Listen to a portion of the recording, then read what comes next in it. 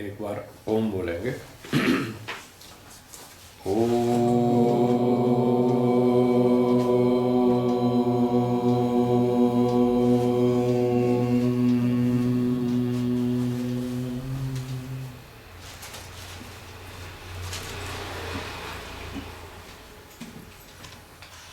बोलिए प्रश्न। ये जो ओम बोलते हैं ना, उसके साथ साथ अर्थ का विचार आप क्या करते हो जो पठ रहे हो? हमें क्या करना चाहिए? ओम के साथ में ईश्वर सर्वरक्षक है। ओम का सबसे मुख्य पहला अर्थ है रक्षक, सर्वरक्षक। इस अर्थ को मन में दोहराना चाहिए। बाकी और बहुत सारे हैं जो इच्छा हो, पर ये तो आना ही चाहिए। पहला अर्थ यही। ठीक, हाँ आगे चले। हाँ 16 सूत्र हो गए, 17वां चलेगा। योग दर्शन पहला पाद, सूत्र 17।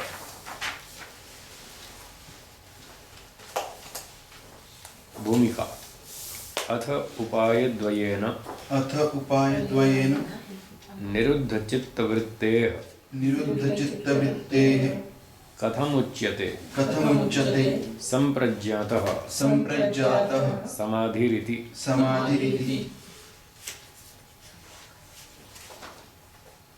कहते हैं दो उपायों से, उपाय द्वयेन, दो उपाय जो अभी बताए थे, अभ्यास और वैराग्य, इन दो उपायों से निरुद्ध चित्त वृत्ते, जब चित्त की वृत्तियों का निरोध हो गया, अभ्यास और वैराग्य से चित्त वृत्ति निरोध हो गया, ऐसी स्थिति में उस व्यक्ति की निरुद्ध चित्त वृत्ते, ये वृत्ते षष्ठी एक वचन है, जिस मनुष्य की चित्त वृत्तियां निरुद्ध हो चुकी हैं, उस व्यक्ति की संप्रज्ञातः समाधि ही कथम भवति, उसकी संप्रज्ञात समाधि कैसी होती है, उसका स्वरूप क्या होता है, इति उच्यते। अब इसको बताते हैं, अब इस बात को बताएंगे, उसकी संप्रज्ञात समाधि कैसी होती है। सूत्र 17। वितर्क, विचार, आनंद, अस्मिता, रूपानुगमात्, संप्रज्ञातः। सूत्र में बताया 4 प्रकार की समाधि है। एक है वितर्क, दूसरी विचार, तीसरी आनंद, चौथी अस्मिता। रूप अनुगमात, हिंदी में जब अलंकार प्रस्तुत करते हैं तो कहते हैं मेघ रूपी शत्रु को सूर्य रूपी इंद्र ने मार डाला, तो वहाँ रूपक अलंकार देते हैं, तो रूपी शब्द बोलते हैं ना, तो ऐसा ही यहाँ रूप शब्द का अर्थ ऐसा समझ लीजिए। वितर्क, विचार, आनंद, अस्मिता, रूपी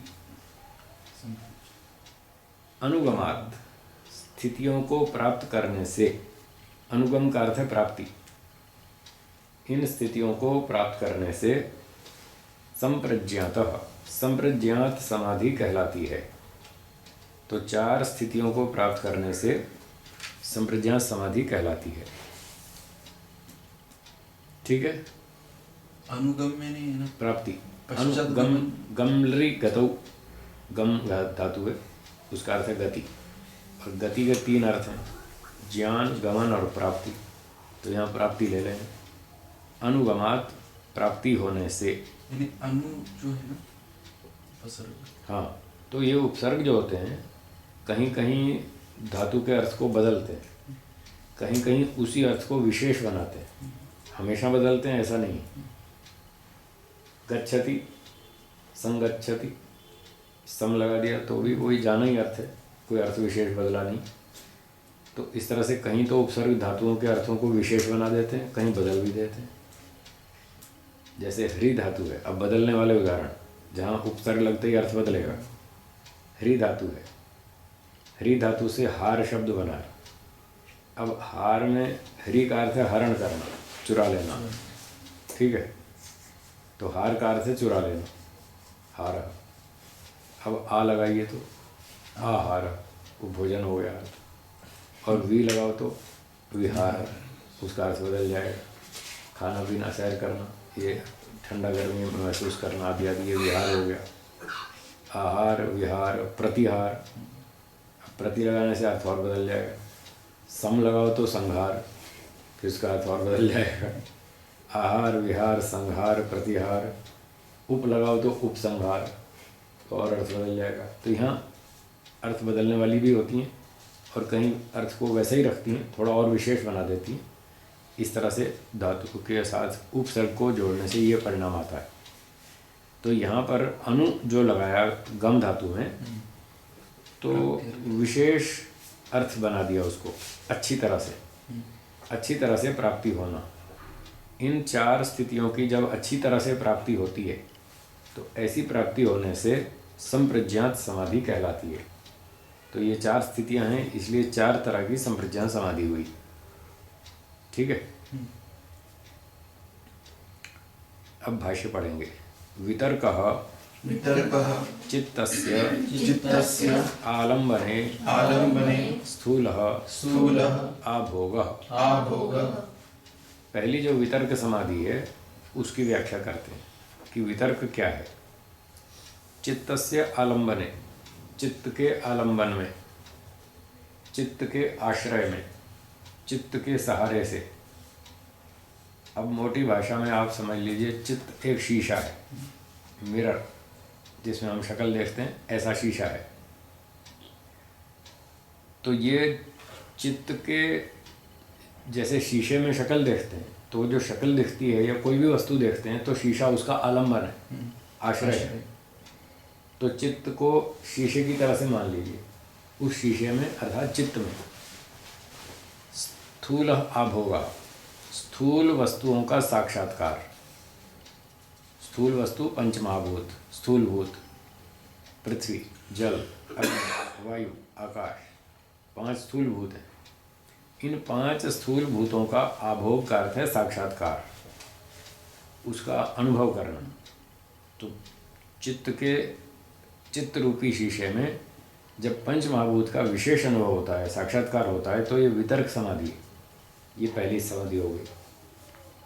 4 में से पहली वितर्क समाधि, संप्रज्ञात का एक भाग, ठीक। हाँ बोलिए। ये नाम क्यों चुने? बस नाम रख दिए, रूढ़ी। हाँ, यहाँ धातु वाले अर्थ नहीं दिख रहे, बस रूढ़ी शब्द रख दिए इस तरह, ठीक है। आगे चलें। सूक्ष्मो विचारः, सूक्ष्मो विचारः। अब पिछले शब्दों का अध्ययन कर लेंगे। विचारः चित्तस्य आलम्बने सूक्ष्म आभोगः। चित्त के आलम्बन में जब सूक्ष्म तत्वों का साक्षात्कार होता है तो उसको विचार समाधि कहेंगे। तो यहाँ सूक्ष्म से लेंगे 5 सूक्ष्म भूत, जिसको तन्मात्रा नाम से भी कहते हैं। सूक्ष्मो विचारः, सूक्ष्म तन्मात्राओं का, 5 तन्मात्राओं का जब साक्षात्कार होवे तो वो विचार समाधि, ठीक। आगे चलें। आनंदो ह्लादः। अब जब आनंद है, ये तीसरी समाधि है। हाँ, इसमें ह्लाद यानी प्रसन्नता, इसमें प्रसन्नता होती है, आनंद बढ़ जाता है, तो ये आनंद नामक समाधि है। तो इसमें क्या ऑब्जेक्ट रहेगा? इसमें बाकी 13 चीज़ें बचे उचा सब प्राकृतिक पदार्थ इसमें आ जाएगा। 5 ज्ञानेंद्रियाँ, 5 कर्मेंद्रियाँ, 1 मन, 1 बुद्धि, 1 अहंकार, 13 चीज़ें हो गई। इनको बोलते हैं 13 करण। क्या बोले? 13 करण। करण माने इंस्ट्रूमेंट्स, साधन। मीन्स कुछ इंटरनल, कुछ एक्सटर्नल। 3 है अंतःकरण, 10 बाह्यकरण। तो 3 इंटरनल मीन्स और 10 एक्सटर्नल मीन्स, तो टोटल हो गए 13। ये 13 चीज़ों का साक्षात्कार आनंद समाधि में है। तो जब इन चीज़ों का साक्षात्कार होता है, आंतरिक अनुभूति होती है चित्त के आश्रय में, तो प्रसन्नता बढ़ती है और आनंद बढ़ता है। देखो एक आदमी ने 5वीं तक प्राइमरी स्कूल पास कर लिया तो वो खुश हो जाता है, चलो भाई अब 6ठी में जाएंगे। हम जब 5वीं पास करके 6ठी में गए ना, तो हमारा स्कूल बदल गया। प्राइमरी स्कूल 5वीं तक ही था हमारा, जहाँ पढ़ाई होती थी। फिर 6ठी में दूसरे स्कूल में गए, तो 5वीं तक तो नीचे बैठते थे फर्श पे जैसे आप बैठे, और 6ठी में आए तो डेस्क पे बैठने को मिला। हम बड़े खुश हो गए, अब हम भी ऊपर बैठेंगे। तो पहले दिन में बड़ी खुशी हुई, आज तो नया क्लास मिला है, नया स्कूल मिला है और ऊपर बैठेंगे डेस्क के ऊपर, वाह मज़ा आ गया, प्रसन्नता हुई। तो ऐसे एक आदमी 5वीं क्लास तक पढ़ जाए तो प्रमोशन होती है तो खुशी होती है। फिर मिडिल स्कूल पास कर लिया 8वीं तक, तो 9वीं में गए, फिर और खुशी होती है भाई चलो आज और नया सिलेबस पढ़ेंगे। तो ऐसे ऐसे इसको भी नई नई चीज़ देखने जानने को मिलती है तो आनंद बढ़ता है।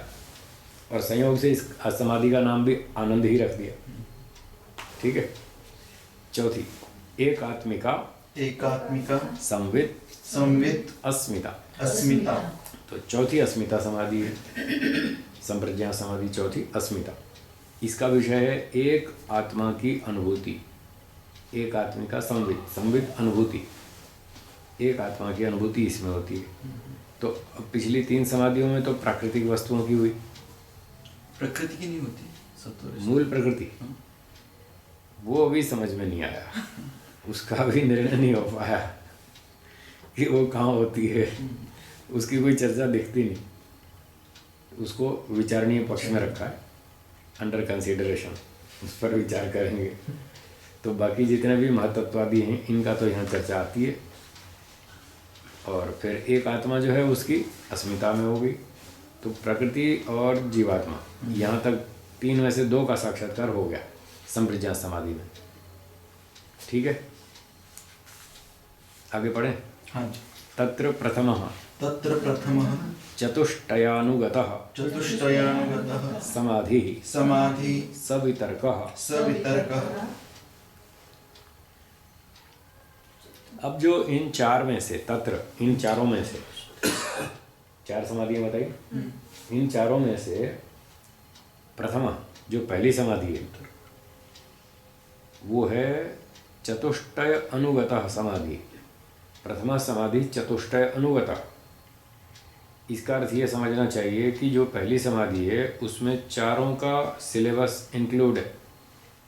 अच्छा, चारों समाधियों का सिलेबस इंक्लूड है, लेकिन एट प्रेजेंट वर्तमान काल में एक को ही पढ़ना है।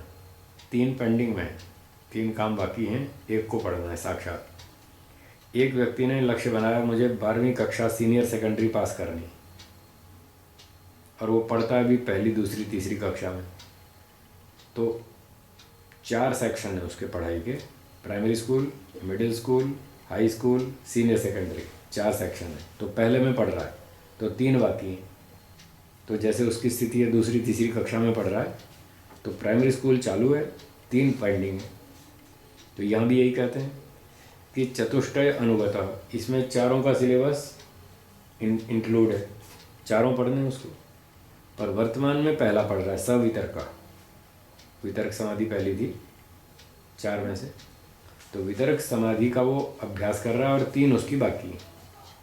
और उसके कार्यक्रम में चारों का समावेश है, चारों का समावेश है। तो इस वाक्य का प्रयोजन क्या है? प्रयोजन ये है कि आप सवितर्क समाधि वितर्क समाधि पास करके ये मत समझ लेना कि आपकी पढ़ाई पूरी होगी। 5वीं कक्षा पढ़ गए तो ये मत समझना कि हम बिल्कुल अनपढ़ थे और 5वीं पास हो गए, हमारी पढ़ाई कंप्लीट हो गई, ये मत समझना। अभी तो एक ही सिलेबस पार किया है, अभी 3 बाकी हैं। या कोई ये समझ ले कि ऑप्शनल है बाकी? नहीं, ऑप्शनल कुछ नहीं है। नहीं, सूत्र से वितर्क विचार आनंद। हाँ, ऑप्शनल नहीं है, चारों की पार करनी है, चारों की चारों। इसलिए कहा चतुष्टय अनुगता, चारों का काम बाकी है आपका, और 4 में से 1 चालू है, 3 बचे हैं। ये भाव रखना चाहते हैं, इस भाव से ये शब्द कहे अनुगता। फिर आगे पढ़ते हैं। द्वितीयो वितर्क विकलः सविचारः। सविचार। विकल का अर्थ है रहित,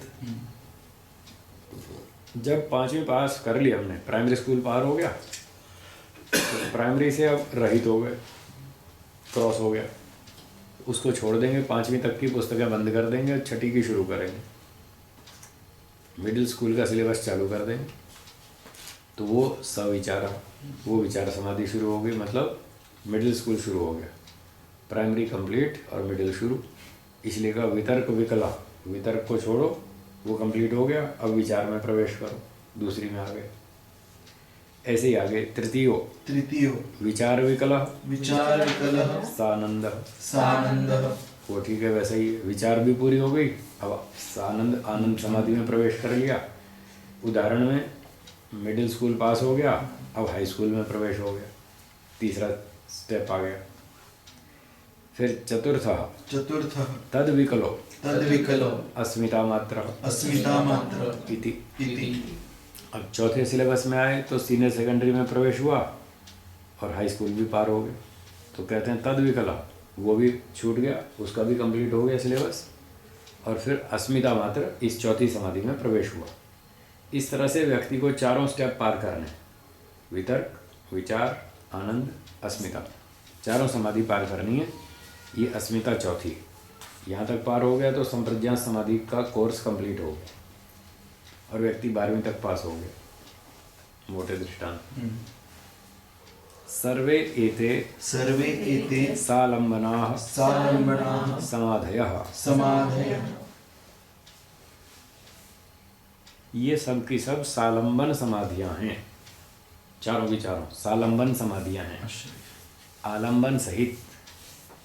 तो सालंबन समाधि होती है सबीज समाधि। बीज का मतलब कारण, किसका कारण? पुनर्जन्म का कारण। पुनर्जन्म का कारण है अविद्या। जब तक अविद्या रहेगी तब तक पुनर्जन्म होगा। 1 जन्म, 2 जन्म, 50 जन्म, 100 जन्म, 1000 जन्म, लाख जन्म, जब तक अविद्या रहेगी तब तक पुनर्जन्म होगा। तो जब संप्रज्ञात समाधि है, ये उसकी बात चल रही, तो संप्रज्ञात समाधियाँ सारी की सारी सालंबन है, इसमें आलंबन बचा हुआ है। आलंबन मतलब वही, आलंबन का अर्थ है यहाँ जीव और प्रकृति विषय। जिन समाधियों का ऑब्जेक्ट विषय प्रकृति और जीवात्मा हो, वो सारी सालंबन समाधियाँ, और यहाँ तक रहने में मोक्ष नहीं होने वाला, इसलिए इसका नाम सबीज है। आगे ता एव सबीज समाधि, ऐसा एक सूत्र आएगा। इसी पहले चैप्टर में एक सूत्र आएगा, ता एव सबीज समाधि।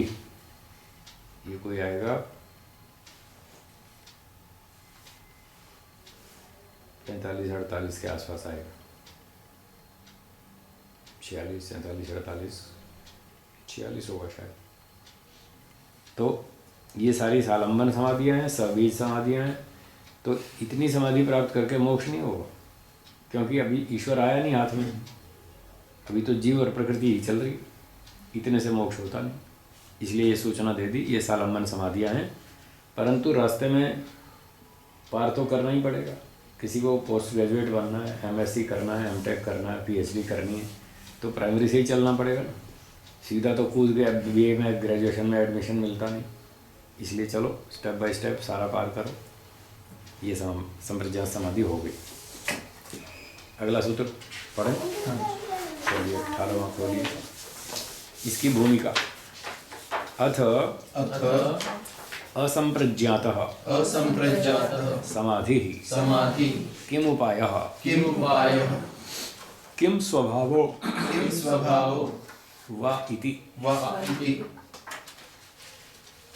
अब कहते हैं कि अथ असंप्रज्ञात समाधि, जो दूसरी समाधि है असंप्रज्ञात, वो किस उपाय वाली है और किस स्वभाव अर्थात स्वरूप, उसका स्वरूप क्या है, उसका उपाय क्या है, ये प्रश्न उठाया। इसका उत्तर अगले सूत्र में। 18 बोलिए। विराम प्रत्यय अभ्यास पूर्व संस्कार शेषो अन्य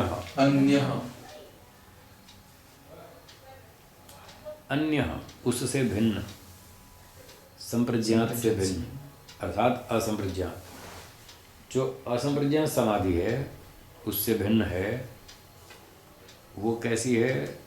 विराम प्रत्यय। विराम का अर्थ है रोक देना, रुक जाना। प्रत्यय का अर्थ है ज्ञान या अनुभूति। तो पिछली अनुभूतियों का रुक जाना।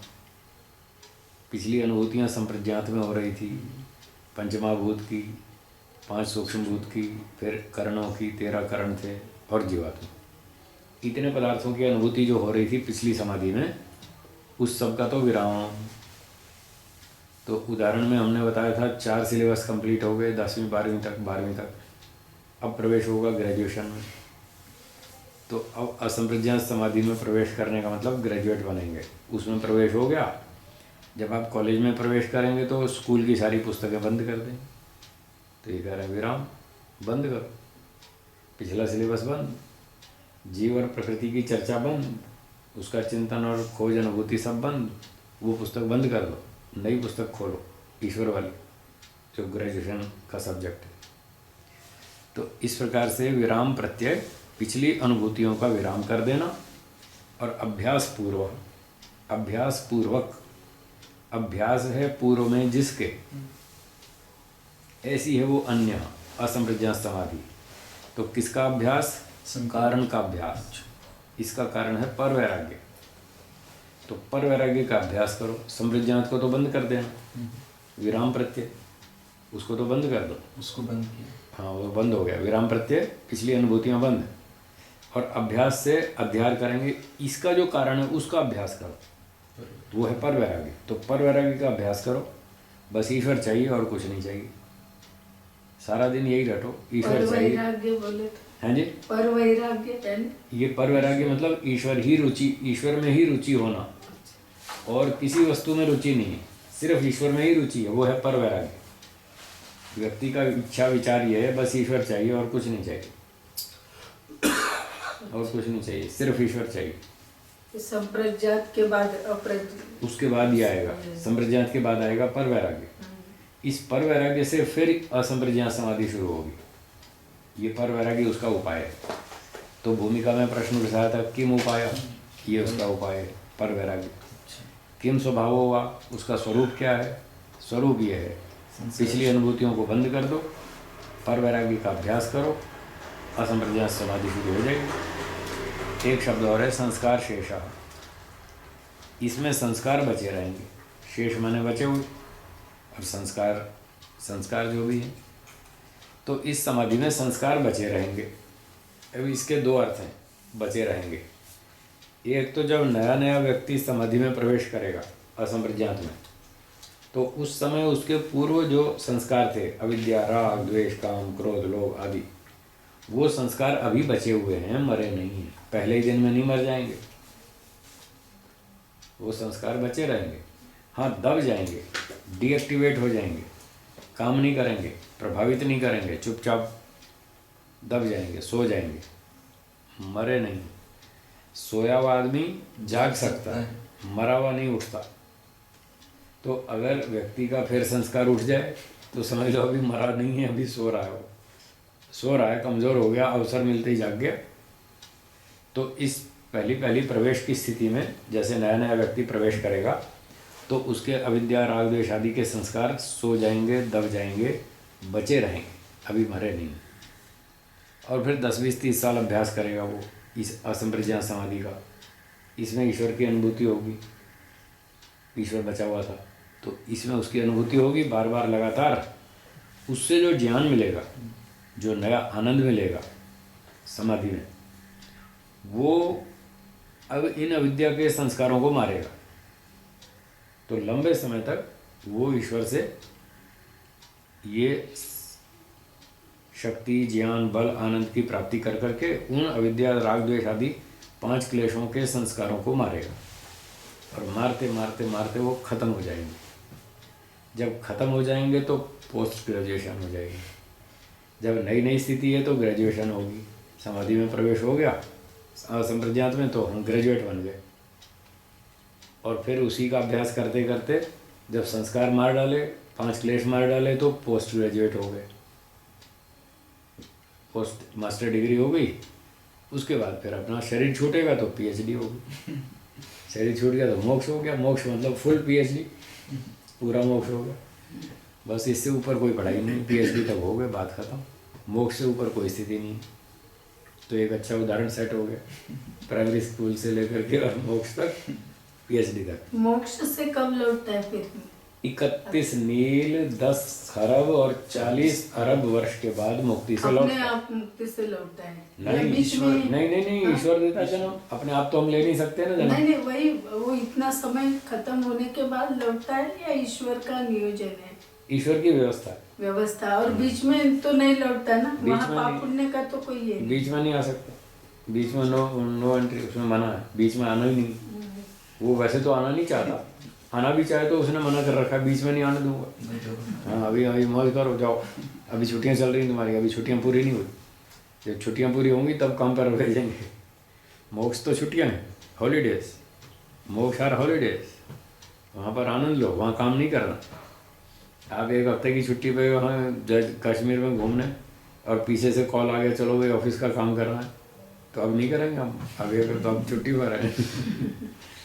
एक हफ्ते बाद लौट के आएंगे, छुट्टी पूरी हो जाएगी, फिर काम करेंगे, तब एक हफ्ता नहीं करेंगे हम छुट्टी पर है। मोक्ष से लौटने के बाद उन्हें हर एक जीवात्मा को मनुष्य का ही जन्म मिलता है। हाँ, पहला जन्म मनुष्य का मिलेगा, पर मनुष्य में भी बहुत कैटेगरी है। तो वो कैसे डिसाइड किया? वो 0 से चलता है। 0 का मतलब शूद्र परिवार, सामान्य परिवार, शूद्र 0 क्लास फैमिली, ऐसी 4th क्लास फैमिली, 0 माइल से वहाँ से चलेगा। तो मुक्ति से लौटकर पहला जन्म शूद्र परिवार में होगा। हर एक जीवात्मा को हर एक जीवात्मा को, ईश्वर का नियम सबके लिए एक समान है, वहाँ कोई पार्शियलिटी नहीं है, कोई पक्षपात नहीं है, कोई अन्याय नहीं। भाई चलो राजेश जी अच्छे आदमी, इनको ज़रा 2nd क्लास फैमिली दे दो, और वो दिनेश जी खराब आदमी, उसको 4th क्लास दे दो। वो ऐसे राग द्वेष नहीं करता है किसी के साथ, कोई पक्षपात नहीं है। मनुष्य का जीवन को मिलता है। हाँ, पतंजलि महाराज लौट के आएंगे, चाहे जैमिनी आएंगे, चाहे महर्षि दयानंद लौट के आएंगे, सबको 0 पे चलना पड़ेगा। शूद्र परिवार में जन्म, चलो अब आगे इच्छा है आपकी, इधर जाओ तो प्लस है, इधर जाओ तो माइनस है। 0 बीच में है शूद्र परिवार। ऊंचे परिवार में जन्म मिला, वैश्य के, क्षत्रिय के, तो ये प्लस पॉइंट हुआ। और पशु पक्षी कीड़े मकोड़े में जन्म मिला तो माइनस हो गया, और बीच में 0 शूद्र परिवार। तो ईश्वर मुक्ति से जब लौटाएगा संसार में, समय पूरा होने के बाद, तो हमारी यात्रा मोक्ष की दोबारा शुरू होगी, और कोई भी यात्रा 0 माइल से शुरू होती। तो 0 का मतलब 4th क्लास फैमिली, यंग। अब आगे स्वतंत्र हैं, आप मोक्ष की तरफ चलो या पाप करो। पाप किए तो कुत्ते गधे बन जाएंगे। ये सारे कुत्ते गधे भेड़ बकरी जो हैं, ये सारे मोक्ष में से ही लौटे हुए हैं। कभी तो ये भी गए थे वहाँ, और फिर वहाँ से लौट के आए। अब लौट के आए तो पहला जन्म कौन सा मिला? शूद्र का। और शूद्र में कोई ज़्यादा बुद्धि तो होती नहीं, ना माता पिता में होती है, ना कोई मोहल्ला ऐसा कोई बढ़िया होता है। वहाँ तो बस मारा मारी, धक्का मुक्की, चोरी चकारी यही चलता है। तो वहाँ उसने आके फिर घोटाला कर दिया, तो भगवान ने बकरी बना दिया, जाओ अपना दंड भोगो। अभी तो मोक्ष का सुख भोग करा है, बकरी बनो। तो जैसा कर्म है वैसा फल। मैंने ईश्वर न्यायकारी है, इस पर इतना चिंतन किया, बहुत लंबा, 30 साल हो गए कम से कम इस पर सोचते सोचते। तो मुझे ये समझ में आया, ईश्वर जैसा सख्त कोई भी नहीं, वो बहुत सख्त, छोड़ता नहीं, 1% भी कोई कंसेशन नहीं, जरा भी। वो ये लिहाज नहीं करता कि अभी अभी मुक्ति में से आ रहे हैं, इनको बकरी क्यों बनाओ। वो कहता तुमने घोटाला किया, चलो बकरी बनो। वो नहीं छोड़ेगा किसी को, कोई कंसेशन नहीं। इसका उदाहरण मैं देता हूँ, ये बिजली की तार है जिसमें 220 वोल्ट का करंट। इस तार को छुआ तो क्या होगा? शॉक, करंट लगेगी, झटका लगेगा। ये बिजली की तार आपको माफ़ करेगी? एक बार नहीं, एक बार भी नहीं करेगी। उसका कड़क नियम, एक बार भी माफ़ नहीं करती। ये नियम किसने बनाया? ईश्वर। उसके सारे नियम ऐसे ही हैं, गलती करो डंडा पड़ेगा। कुत्ता बनाऊंगा, सांप बनाऊंगा, छोड़ूंगा नहीं किसी को भी। इतना सख्त है, बहुत कठोर। इंसान चाहते हुए भी क्यों पाप करता है? ये बुरा करने से बुरा फल इसलिए करता है अविद्या के कारण। इसलिए करता है कि उसको ये बात समझ में नहीं आई कि बुरा करूंगा तो दंड मिलेगा। दंड उसको समझ में नहीं आया। जिसको दंड समझ में आ जाता है वो गलती नहीं करेगा। जिसको समझ में आ गया बिजली की तार छूँगा तो क्या हो गया, वो छुएगा। वो तो समझ में आ गया कि बिजली की तार छुएंगे तो क्या होगा, वो समझ में आ गया। पर हम झूठ बोलेंगे, चोरी करेंगे तो ईश्वर कुत्ता बनाएगा, ये कहाँ समझ में आया। जिस दिन ये समझ में आ जाएगा हम झूठ नहीं बोलेंगे। बकरी बनना हम पसंद नहीं करते, कुत्ता गधा बनना पसंद नहीं करते, तो उस दिन ना झूठ बोलेंगे, ना चोरी करेंगे, ना घोटाला, कुछ नहीं करेंगे, बिल्कुल सीधे चलेंगे, जैसा कानून में लिखा पूरा पालन करेंगे। हाँ जी बोलिए। जो भी वो संस्कार वाली बात होती है पिछले जन्मों के, उसमें अगर कोई आदमी बहुत अच्छा चल रहा है लाइफ में, विद्वान है, 25 साल चला, 30 साल, ठीक है, उसके बाद वो गिरते चला गया, तो वो उसका कौन सा फिर संस्कार जागृत होता है? उसके कोई खराब संस्कार जागे, एक कारण। दूसरा कारण, उसके ऊपर कोई कंट्रोल करने वाला कोई व्यक्ति नहीं है, कोई कंट्रोलर नहीं उसका, जो ज़बरदस्ती ताकत से उसको रोक दे, तुम्हें ये काम नहीं करने देंगे, ऐसा कोई कंट्रोलर नहीं रहा। और उसको पूरी छूट है, उसके पास अधिकार है, सत्ता है, संपत्ति है, जवानी है, सब कुछ है, तो वो सोचता है मैं ही राजा हूँ, मुझे कौन रोकने वाला है। बस जो मनमानी आई तो वो घोटाला करेगा। इसलिए मैं रोज़ दोहराता हूँ, पूरे देश में सुनाता हूँ इस वाक्य को, दंड के बिना कोई सुधरता नहीं है। अब ऊपर दंड तो है ही नहीं उसके, और ईश्वर उसके दिमाग में बैठा नहीं, राजा के दंड का भय है नहीं। कोई गुरु आचार्य भी अब उसने उड़ा दिए, वो किसी की परवाह नहीं करता, बस मैं ही मालिक हूँ, तो उसका तो विनाश होना निश्चित है, उसको कोई नहीं बचा सकता। एक प्रसंग आ गया बीच में, सुना देता हूँ। एक श्लोक में किसी विद्वान ने लिखा है कि विनाश के 4 कारण, यौवनम, धन संपत्ति, प्रभुत्वम, अविवेकिता, ये 4 कारण। यौवनम, धन संपत्ति, प्रभुत्वम, अविवेकिता, एकैकम अपि अनर्थाय किम उयत्र चतुष्टयम। इन 4 में से विनाश के लिए एक ही कारण बहुत है। एक कारण भी हो तो भी विनाश होगा, और जिसमें 4 के 4 हो उसका तो कहना ही क्या, वो कैसे बचेगा, उसका बचना कठिन है। पहला है यौवनम, जवानी। जवानी में नशा होता है आदमी से, वो नशे में रहता है, वो सामान्य बुद्धि से नहीं सोचता, उसका दिमाग ठीक नहीं चलता है, वो कहता है मैं जवान हूँ, कोई मेरा क्या बिगाड़ लेगा। आप देखो कॉलेज में विद्यार्थी कैसे लड़ते हैं, मरते हैं, टक्कर मारते हैं, जवानी का नशा है। तो एक जवानी का नशा है जो व्यक्ति को गलत रास्ते पर ले जाता है, उसका विनाश करता है। दूसरा है धन संपत्ति। आप बड़े बड़े सेठों को देख लो, कोई शराब पी रहा है, कोई जुआ खेल रहा है, कोई जैकपॉट की रेस में लगा रहा है, कोई कहीं जा रहा है, कोई गुटखा मसाला खा रहा है, कोई सिगरेट पी रहा है, कोई पता नहीं क्या फालतू अनाप शनाप खर्च करते हैं। एक व्यक्ति को मैंने पूछा, जी आप शराब पीते हैं? बोला हाँ जी। मैंने कहा क्यों पीते हैं? बोला हमारे पास बहुत पैसे हैं, क्या करेंगे। पैसे बहुत है, क्या करेंगे। अब पैसे इसीलिए कमाए, शराब पीने के लिए। जब पैसे नहीं थे तब शराब नहीं पीता था, क्योंकि थे ही नहीं। अब पैसे फालतू आ गए, खाना भी हो गया, कपड़ा भी हो गया, मकान भी हो गया, गाड़ी भी हो गई, अब और पैसे बच गए, क्या करें। आप कहीं तो फेंक नहीं है, चलो शराब में फेंको, पैसे फेंको और शराब लाओ, पियो, मज़ा करो। लोग उसको मज़ा समझते, ये नहीं पता कि वो विनाश कर रही है। लोग समझते हम शराब को पी रहे, शराब को नहीं पी रहे, शराब आपको पी रही है, ध्यान रखना। थोड़े दिनों में सब सामने आ जाएगा।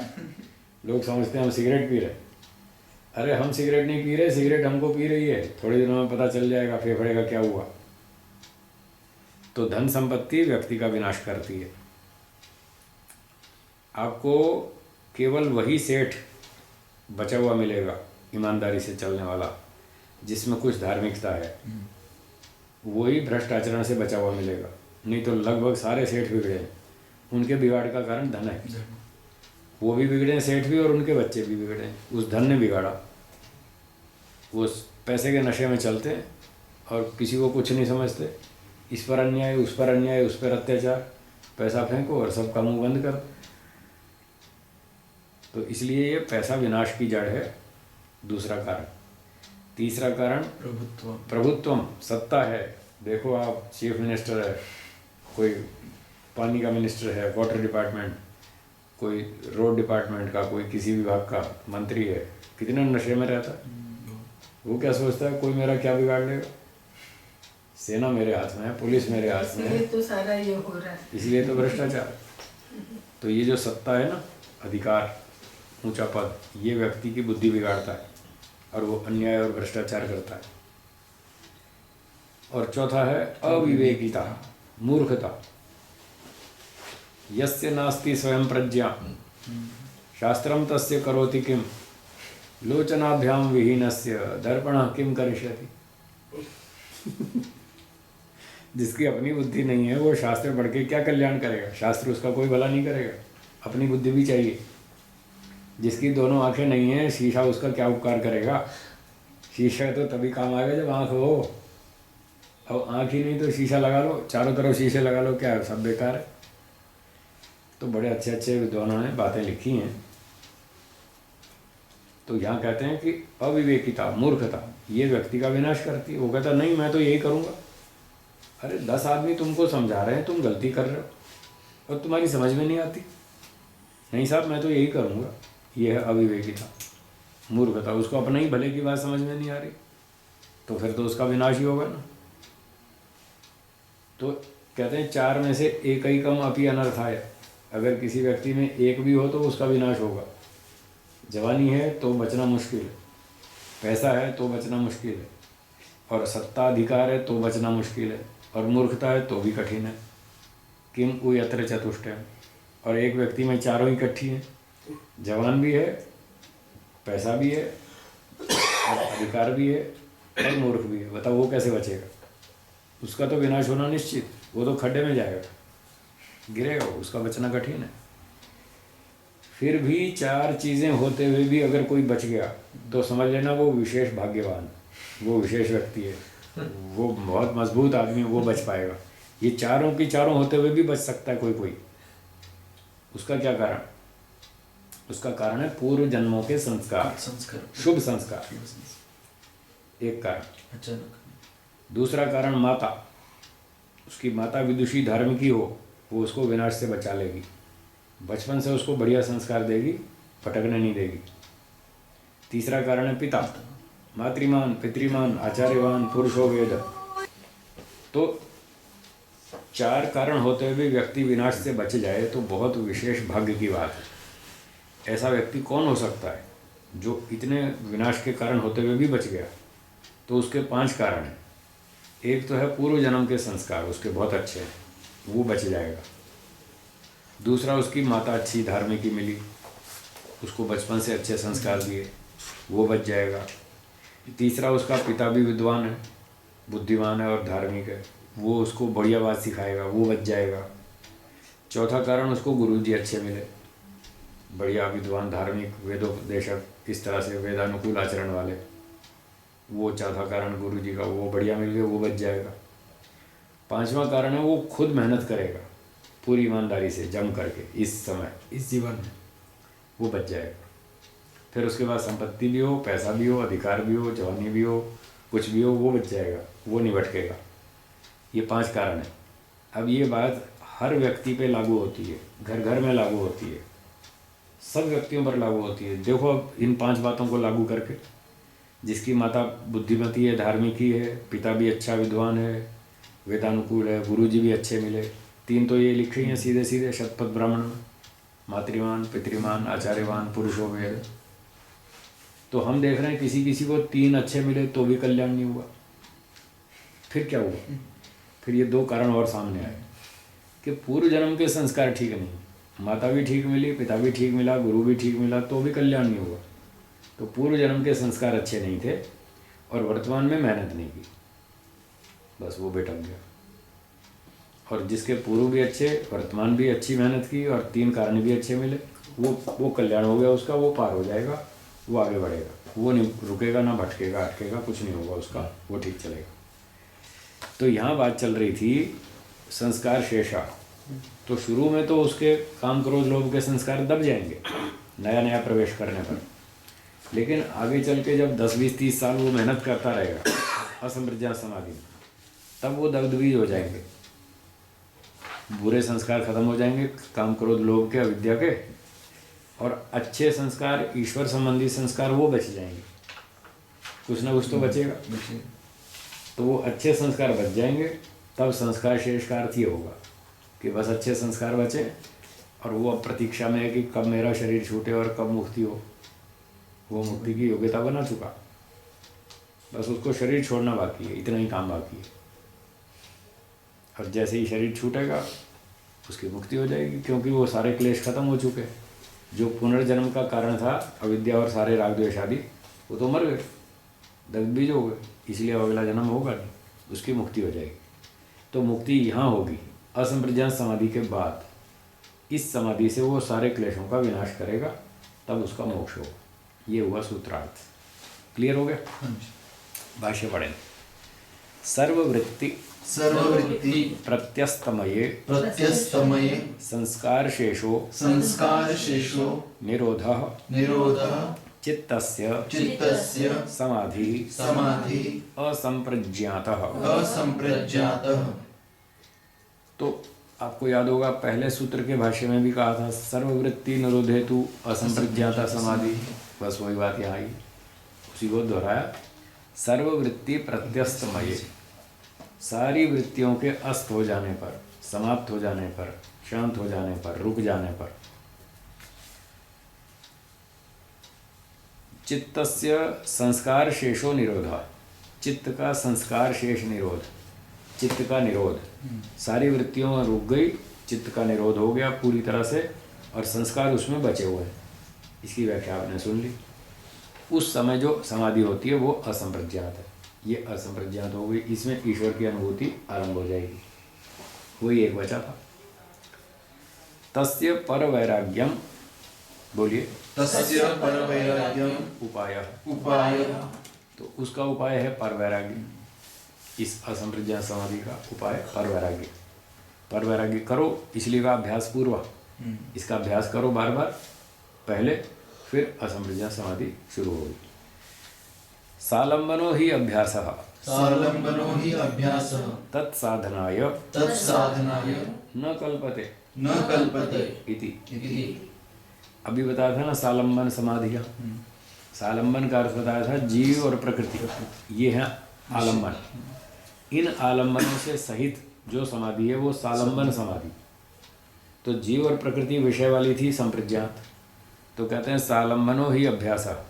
यदि संप्रज्ञात समाधियों का अभ्यास करते रहे तो वो अभ्यास तत्साधनाय न कल्पते, वो उसकी सिद्धि में समर्थ नहीं होगा, असंप्रज्ञात तक नहीं पहुंचा सकेगा। इसलिए का विराम, उसको बंद करो। देख ली दुनिया, देख लिया जीवात्मा, कुछ नहीं है, सब कचरा पेटी है सब गड़बड़ है, कुछ नहीं है इनमें, कोई दम नहीं है, इसको छोड़ो। संप्रज्ञात का अभ्यास करने से ईश्वर नहीं मिलेगा, इसलिए इसको बंद करो। ये विराम प्रत्यय की बात चल रही है। आगे बोलते हैं विराम प्रत्ययो विराम प्रत्ययो निर्वस्तुकः निर्वस्तुकः आलम्बनी क्रियते। आलम्बनी क्रियते। तो क्योंकि सालंबन अभ्यास असंप्रज्ञात की सिद्धि नहीं करा पाएगा, इसलिए विराम प्रत्यय, सब अनुभूतियों को रोको। पिछली वाली विचार, आनंद, अस्मिता आदि समाधियों की अनुभूतियों को सबको रोको, विराम प्रत्यय करो। और क्या करो? निर्वस्तु का। अब ये सारी वस्तुएं उड़ा दो, सारी वस्तुएं हटा दो, जीव और प्रकृति, निर्वस्तु का, इन वस्तुओं को हटा दो। इसलिए निर्वस्तु का आलम्बनी क्रियते। पर वैराग्य में ये सब चीज़ें हटा दी गई हैं, जीव और प्रकृति। तो निर्वस्तु का अर्थात पर वैराग्यम, जिसमें ये भौतिक वस्तुएं और जीवात्मा दोनों ही नहीं, उसका पर वैराग्य का आलम्बनी क्रियते, उसका सहारा लिया जाता है, आश्रय लिया जाता है इस समाधि के लिए। तो प्रोसीजर क्या बना? संप्रज्ञात की अनुभूतियों को बंद करो और ईश्वर विषय वाला पर वैराग्य शुरू करो, उसको दोहराओ, उसका अभ्यास करो। ऐसा करने से वो हमको असंप्रज्ञात तक पहुँचाएगा।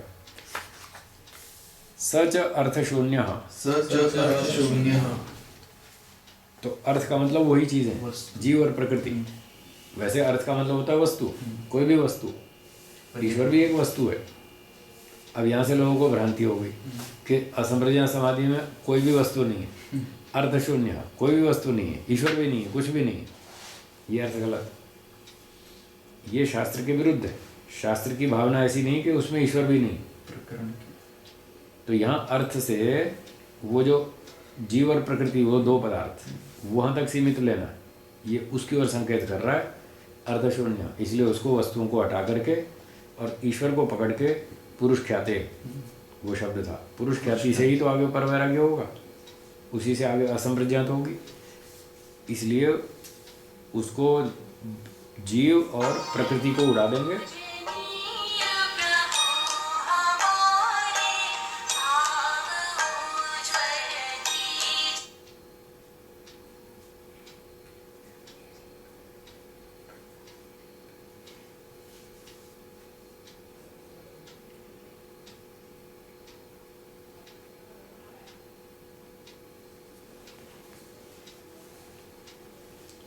ठीक है।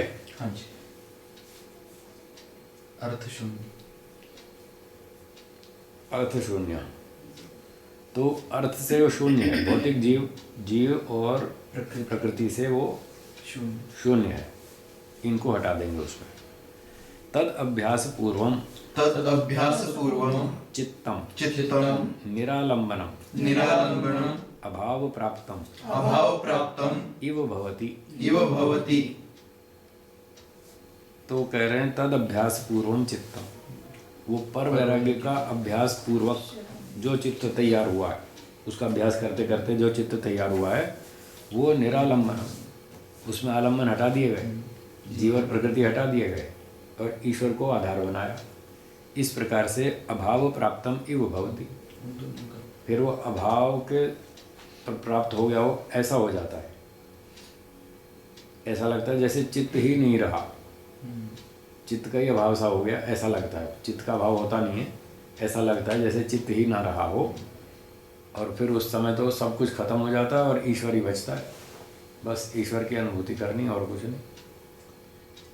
तो वस्तुएं तो सारी हट गई, सारी दुनिया खत्म हो गई, ऐसा लगता है।